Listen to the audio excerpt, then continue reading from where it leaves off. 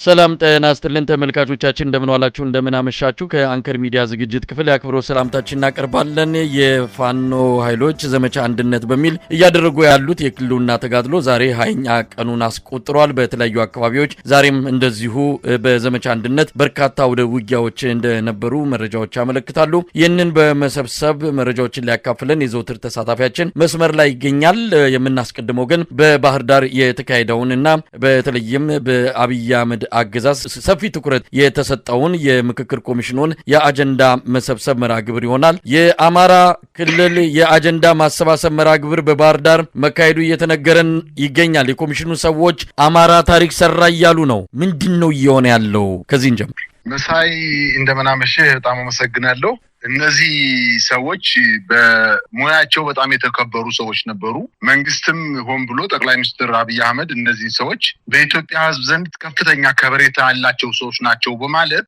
ከፊት አስቀድሞ ነገር ግን ሲጀመር ጀምሮ የጨነገፈ የምክክር ኮሚሽን አቋቁሞ ምሩ እንዳላቸው ይታወቃል ገና ሲጀመር ጀምሮ ፖለቲከኞች የሚዲያ ባለሙያዎች ዩቲዩበሮች የኢትዮጵያ የሚመለከታቸው በኢትዮጵያ ጉዳይ ላይ ጉዳያችን ነው የሚሉ አጠቃላይ የኢትዮጵያ ሕዝብ በሙሉ ይሄን ኮሚሽን ሲቃወመው ነው የኖረው ነገር ግን እነዚህ ሰዎች ከተሰጣቸው ተልዕኮ ውጪ የኢትዮጵያን ሕዝብ ይሁን የአማራን ሕዝብ ለመጥቀም እንዳልሆነ የሚያሳየው አንድም ቀን በተቃውሟቸው ላይ አስተያየት ሰጠው አያውቁም ያደረጉት ነገር ዛሬ ለአማራ ሕዝብ ምንም ግድ እንደሌላቸው ደንታ እንደሌላቸውና የአማራ ሕዝብ ሲገደል ሲጨፈጨፍ በጅምላ ሲረሸን በጅምላ ሲታፈን በጅምላ ሲደፈር በጅምላ ቤቱ ሲቃጠል ምንም አስተያየት ያልሰጡ ሰዎች ነገር ግን ጠቅላይ ሚኒስትር አብይ አህመድ እንደተናገረው የሽግግር መንግስትን መንካት አትችሉም ይሄን መንካት ትችላላችሁ ይሄን መንካት አትችሉም ብሎ እንደ በቅሎ አይዶ የለቀቃቸው የአብይ አህመድ ውሾች ናቸው ይሄን ያደረጉት በርግጥ በጣም በከፍተኛ ደረጃ ሰራዊት በጎዳና ላይ አሰማርተው ምናልባትም በቅርብ ከባህር ዳር ከተማ በቅርብ ርቀት ያሉ የብልጽግና የተለያዩ አደረጃጀቶችን በመጠቀም ወደ ባህር ዳር ከተማ አስገብቷቸዋል ባህር ዳር ከተማ በሚገኘው ስቴዲየም ላይ ነው ስብሰባው የተደረገው የአማራ ችግር በአንድ ቀንና በሁለት ቀን ይፈታል የሚል እምነት የለኝም በሚደረግ ውይይት ላይ ይፈታል የሚል እምነት የለኝም በርግጥ ከዛ ውስጥ ብዙ ያላወቁ ሰዎች ሊኖሩ ይችላሉ ብዙ ዓላማ ያላቸውም ሰዎች ሊኖሩ ይችላሉ የኦሮሞማውን የብልጽግና አስተሳሰብ እንዲቀጥል ለማድረግ በገንዘብ አማራን የሸጡ የአማራ ካድሬዎች ወይም የብልጽግና ካድሬዎች እዛ ውስጥ አብዛኛዎቹ እነሱ ናቸው ነገር ግን ይሄ ነገር እንደጉም በኖ ምናልባትም ታሪክ ሆኖ ይቀራል እንጂ በሁለት ቀን ውይይት የአማራ ችግር ሊፈታ ይችላል የሚል እምነት የለኝም ነገር ግን ተሰብሳቢዎቹ ምናልባት ወደ ባህር ዳር ከተማ ሲሄዱ በተለያየ አድራሻ ስም ምናልባትም ምስራቅ አማራ አካባቢ ከኮምቦልቻ ከተማ የደቡብ ወሎን የሰሜን ወሎን የሰሜን ሸዋን አካባቢ የአማራ ብልጽግና ሰዎችን በአውሮፕላን ጭኖ ወደ ባህር ዳር በማምጣት የጎንደር አካባቢና ምዕራብ ጎንደር ማዕከላዊ ጎንደር እና ሰሜን ጎንደር አካባቢዎችን ደግሞ ከጎንደር ከተማ ከአዞ ወይም ከአዞ አየር ማረፊያ ሰብስቦ ወደ ባህር ዳር በማምጣት ሌሎችንም ሰው አካባቢዎች ደግሞ ከፍተኛ የወታደራጀ እንዲደረግ በማድረግ ወደ ባህር ዳር ከተማ አምጧቸው ሊሆን ይችላል እነዚህ ሰዎችም ተደብቀው ወደ ባህር ዳር ገብተው ሊሆን ይችላሉ ነገር ግን ይታወቃል ነገ ወደ የወረዳቸው ሲሄድ ማን በምን ሁኔታ እንደተሳተፈ ምን ዓላማ ይዞ እንደተሳተፈ ያኔ ፋኖ ያን አካባቢ ሲቆጣጠር ወይንም እንቅልፍ እንዳይወስዳቸው ማድረግ የሚቻልበት ሁኔታ ይፈጠራል የሚል እምነት አለኝ በዚህ እጃቸው ያለበት በስብሰባ የተሳተፉ የአማራ ሕዝብ በጅምላ በአንድ ቀን በ60 70 80 ሰው ወጣት እናት እህት ወንድም እየተገደለበት በአንድ ቤተሰብ 5 እና 6 የቤተሰብ አባላት በድሮንና በከባድ መሳሪያ እየተጨፈጨፉ ለአበልና ለግል ጥቅም ለጊዜያዊ ጥቅም ብሎ ስብሰባ ላይ ሄዶ መካፈል ታሪካዊ ስህተት መሆኑን ነገ ከነገ ወዲያ ዋጋቸውን የሚያገኙ መሆኑን ነው መገመት የሚቻለው መሳይ እንግዲህ የኮሚሽኑን በተመለከተ ሰሞኑንም የተለያዩ የፋኖ አመራሮችንም ስናነጋግር ነበረ የተለያዩ የአማራ ምሁራንንም እንደዚሁ በፖለቲካ በፖለቲካው ያሉትንም ሐሳብ ስንቀበል ነበረ። እጅግ የሚያሳዝን ነው። ሌላው ቢቀር ይሄ በጣም ሐሰተኛ የሆነ ኮሚሽን፣ የምክክር ሳይሆን አማካሪ የሆነ ኮሚሽን አብይ አህመድ በቀጥታ ለሚፈልገው ፖለቲካዊ ቁማር በፈለገ ጊዜ የሚልካቸው ደላሎች ናቸው ሲል ነው የገለጸው አርበኛ አብደላ እንድሪስም። ያ ሁሉ ይቅር፣ ቢያንስ ይሄንን ለሁለት ቀን የሚውል ለሶስት ቀን ባህር ዳር ይሄን የአጀንዳ ማሰባሰብ መርሃ ግብር ሲያካሂዱ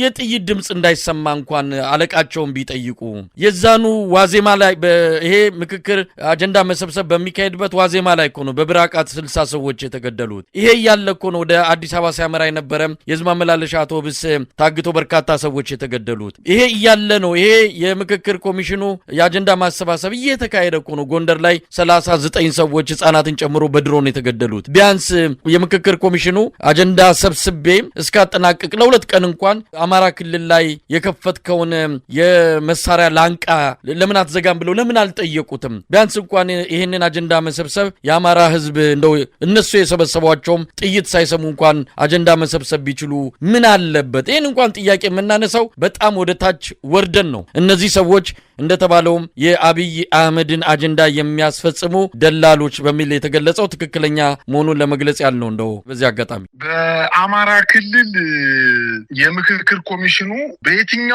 በየትኛውም ዓለም የምክክር ኮሚሽን ሲደረግ መጀመሪያ የጦር አፈሙዝ ወይም የመሳሪያ አፈሙዝ ወደ መሬት ይደረጋል። ለጊዜውም ቢሆን የጦር ስምምነት፣ የወታደራዊ የውጊያ ማቆም ስምምነት ይደረጋል። እነዚህ ሰዎች ግን ለአማራ ህዝብ መጨፍጨፍ፣ ለአማራ ህዝብ እልቂት ዋነኛ ነጭ ለባሽ ተዋናያን ናቸው። ነጭ ለባሽ ናቸው። ህዝቡ እንዳያውቅባቸው በምሁር ካባ ተሸብበው፣ ነገር ግን ከወታደሩ በላይ ከስርዓቱ በላይ ከብልጽግና በላይ የአማራ ህዝብ እንዲያልቅ በሁለት እጃቸው በ10 ጣታቸው የፈረሙ ሰዎች ናቸው።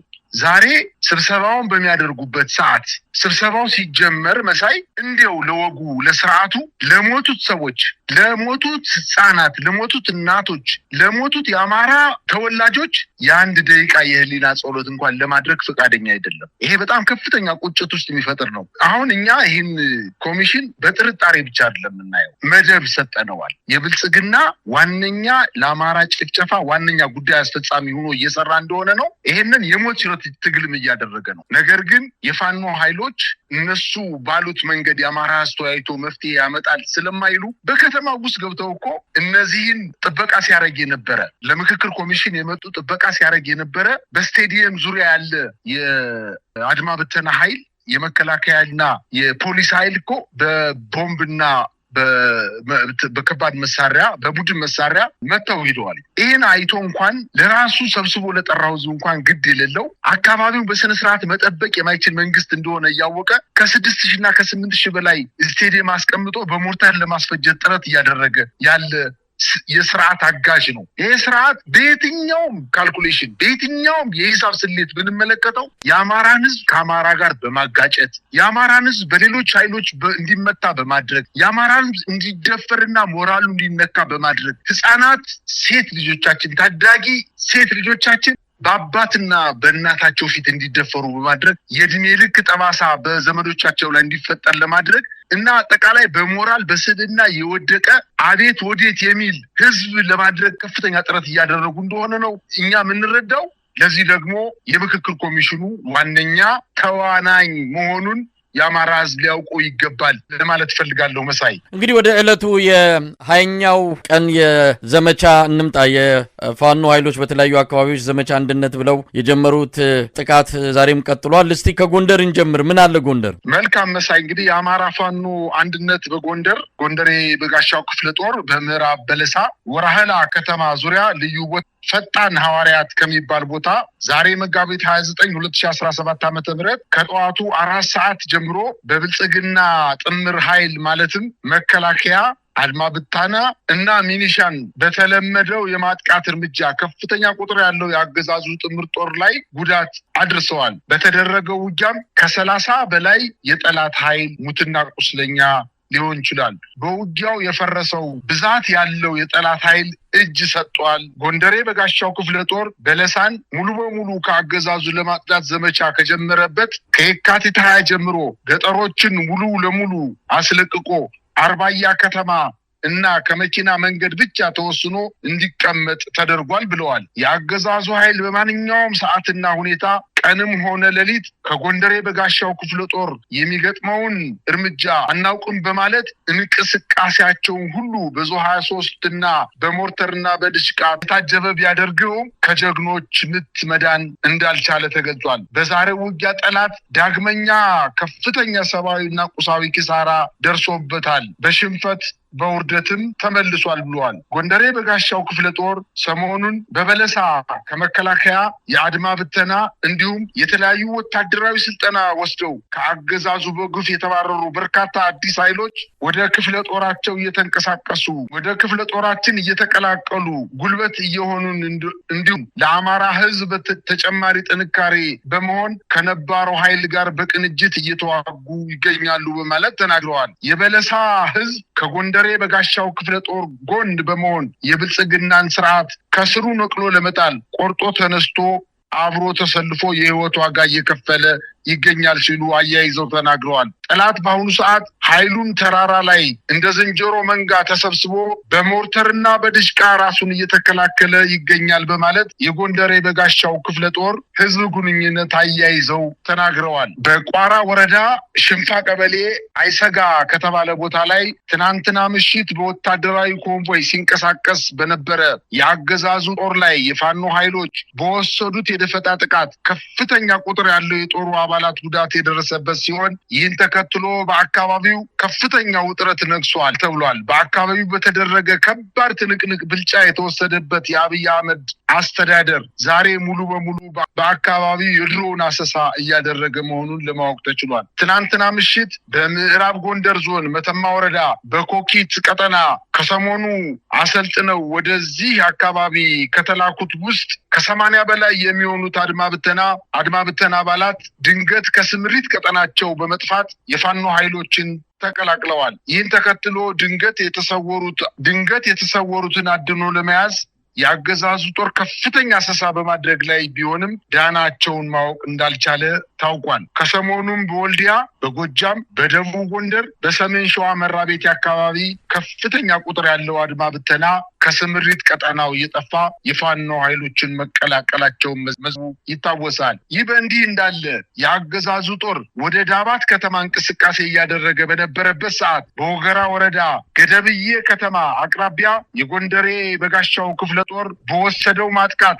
ከ18 በላይ የአገዛዙ ጦር አባላት ሲገደሉ ከዚህ ቁጥር የሚበልጠውን አቁስለው በርካታ ትጥቅና ስንቅ በእጃቸው እንዳስገቡ ማወቅ ተችሏል። እንዲሁም ዛሬ ከሰዓት በኋላ በጣቁሳ ከተማ ደልጊ በ5 ኦራል መኪና ወደ ሻውራ እንቅስቃሴ ሲያደርግ የነበረው የአገዛዙ የመከላከያ ሰራዊት አይብጋ ከተባለ ቀበሌ ላይ የፋኖ ኃይሎች ፈንጂ በመጥመድ በመከላከያ አውራል መኪናው ላይ እና በላይ ተጭኖ በነበሩ የመከላከያ ሰራዊት አባላት ላይ ከፍተኛ ጉዳት እንደደረሰ ለማወቅ ተችሏል። በጣም ነው የማመሰግነው። እንግዲህ በጎንደር ያለውን ወቅታዊ ሁኔታ በተመለከተ ነው መረጃዎችን ያካፈልከን። እንግዲህ ወደ ጎጃም ቀጠና ደግሞ እናልፋለን። በጎጃምም እንደዚሁ በተለያዩ አካባቢዎች የህልውና ተጋድሎ መቀጠሉን የሚያሳዩ መረጃዎች ነው የመጡልን። እንግዲህ የተወሰኑትን ሰብስባል ልታካፍለን ትችላለህ? በጎጃም ቀጠና እንግዲህ በዋናነት በምዕራብ ጎጃም በሰከላ ወረዳ ዋና ከተማ በሆነችው ግሽ አባይ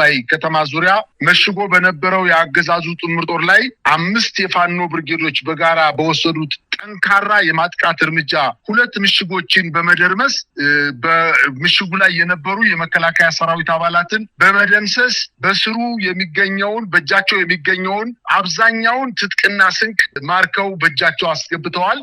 አሁን በዚህ ሰዓት ከሰከላ ከተማ ግሽ አባይ ከተማ 2 ምሽጎች ከተመቱ በኋላ ዋናውና አንደኛው ምሽግ ላይ የሚገኘው የመከላከያ ሰራዊት አባላት ራሱን እየተከላከለ እንደሆነና በዙሪያ ከበባ ተፈጽሞበት ራሱን ከመለው የአካባቢ ምንጮቻችን አያይዘው ዘግበውልናል። በተጨማሪ የአማራ ፋኖ በጎጃም ከዳንግላ ከተማ አቅራቢያ በምትገኘው ዘለሳ ከተማ ላይ ሰፍሮ በነበረው የአገዛዙ ጦር ላይ በፈጸሙት የደፈጣ ጥቃት የመከላከያ ኃይልን ጨምሮ በርካታ የአድማ ብተና የሚኒሻና የፖሊስ አባላት ላይ ከፍተኛ ጉዳት እንደደረሰ ለማወቅ ተችሏል። እንዲሁም የአገዛዙ ጦር በኢልማና ዴንሳ ወረዳ ዋና ከተማ ከሆነችው ከአዴት ከተማ ተነስቶ ጎሽዬ ከተማ ለመያዝ ሲንቀሳቀስ ይዞራና አርብ ገበያ በተባለ ሮብ ገበያ በተባለ ቦታዎች ላይ ሲደርስ በፋኖ ኃይሎች በደረሰበት ከባድ የደፈጣ ጥቃት በርካታ ሰብአዊና ቁሳዊ ኪሳራ ደርሶበታል። ወደ መጣበትም እንዲመለስ ተደርጓል ተብሏል። ይህ በእንዲህ እንዳለ በምስራቅ ጎጃም ከትናንት ጀምሮ በአነደድና በደጀን ወረዳ በፋኖ ኃይሎችና በአገዛዙ ጥምር ጦር መካከል ከባድ ውጊያ በመደረግ ላይ ሲሆን በተለይ በአነደድ ወረዳ ጨንገፎ እንዲሁም በደጀን ገበያ በተደረገው ውጊያ በአብይ አህመድ ጦር አባላት ላይ ከባድ ጉዳት በመድረሱ ሽሽት ላይ የነበረው የአገዛዙ ጦር በመንገድ ላይ ያገኛቸውን ሰላማዊ ነዋሪዎች ረሽኖ ሸሽቷል ሲሉ የአካባቢ ምንጮቻችን ተናግረዋል። በጣም አመሰግናለሁ። እንግዲህ ወደ ወሎ ደግሞ እናቀናለን። እንደዚሁ በወሎ ያሉትን መረጃዎች በማካፈል ትቀጥላለህ። መልካም መሳይ። እንግዲህ በአጠቃላይ በወሎ ቀጠና ሰፊ የውጊያ ቀጠናዎች እየተደረጉ የሚገኙ ሲሆን በተለይ በዚህ 2 እና 3 ቀናት ውስጥ ከወትሮ በተለየ ሁኔታ በርካታ የውጊያ ቀጠናዎችን የፋኖ ኃይሎች በመክፈት እና በአገዛዙ ምሽጎች ላይ በሌሊትም ይሁን በቀን በማጥቃት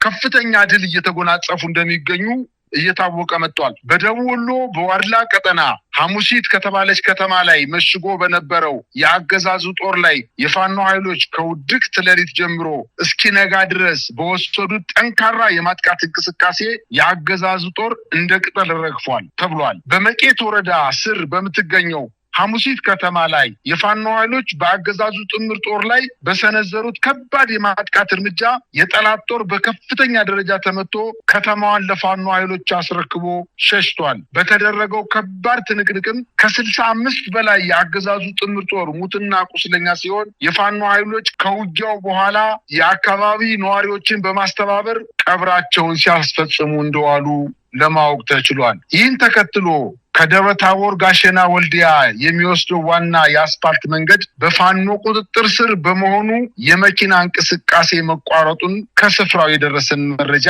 አመላክቷል። ይህ በእንዲህ እንዳለ የፋኖ ኃይሎች ወደ ቆቦ ከተማ ዘልቀው በመግባት በወሰዱት እርምጃ በአገዛዙ ጦር አባላት ላይ ከፍተኛ ጉዳት ከማድረሳቸውም በተጨማሪ የከተማዋን የብልጽግና ከፍተኛ አመራሮችን ጨምሮ ወታደራዊ አዛዦችን ይዘው ከከተማው መውጣታቸውን ለማወቅ ተችሏል። ይህ በእንዲህ እንዳለ ከደሴ ከተማ በ18 ኪሎ ሜትር ርቀት ላይ በምትገኘው ኩታበር ወረዳ ላይ የፋኖ ኃይሎች በሌሊት በፈጸሙት ከባድ የማጥቃት እንቅስቃሴ ከ50 በላይ የመከላከያ እና አድማ ብተና ፖሊስ እንዲሁም ሚኒሻ አባላት የተደመሰሱ ሲሆን ብዛት ያለው የጦር መሳሪያ ከነተተኳሹ መማረካቸውን አስታውቀዋል። በተለይ መሳይ በዚህ በመቂት አካባቢ በተደረገው ከባድ ውጊያ ሙሲት ከተማን በቁጥጥራቸው ስር ሲያደርጉ የፋኖ ኃይሎች ወደ ከተማዋ ሲገቡ የመከላከያ ብዛት ያለው የመከላከያ ጦር አባላት እንዲሁም የፋኖ